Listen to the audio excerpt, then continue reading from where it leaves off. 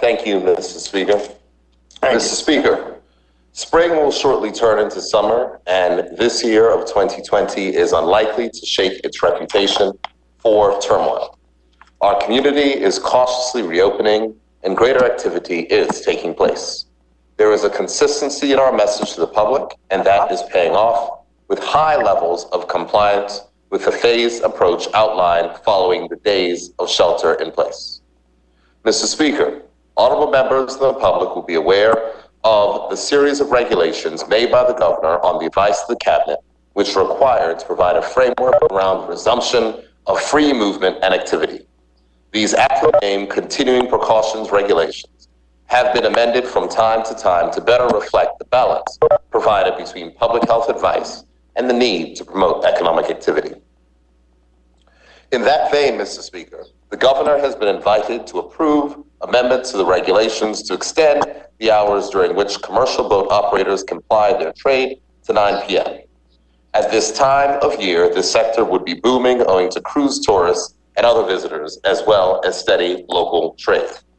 With the impact of the pandemic on our tourism, the economics of charter boat operations are incredibly challenging. Pending our move to phase 3, this change will improve their opportunity to provide a more attractive service to 20 in phase 3. Mr. Speaker, this change is principally for two purposes. Firstly, our union partners operate in an open and democratic manner, which requires them to assemble their large membership afoul of the law.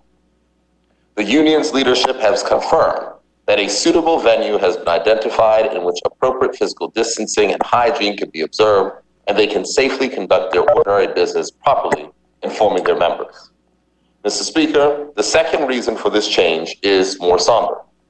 The world watched in horror at the images of a white police officer killing a defenseless black man, with no regard for his humanity, as his life was stuffed out by a knee on his neck.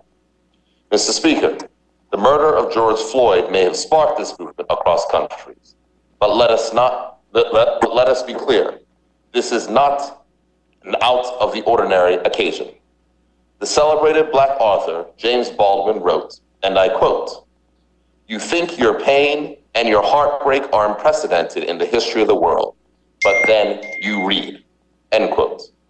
Therefore, Mr. Speaker, the Minister of National Security will be invited to continue discussions with the organizers of this weekend's planned march, with a view to working with them to facilitate a peaceful expression of the universal demand for an end to the systems that unduly and unjustly target and destroy Black and brown people. Mr. Speaker, just as the pandemic appeared to unite us, the events in the Midwestern U.S. city have stirred the unhealed divisions that know no borders. Bermuda cannot turn away from this moment.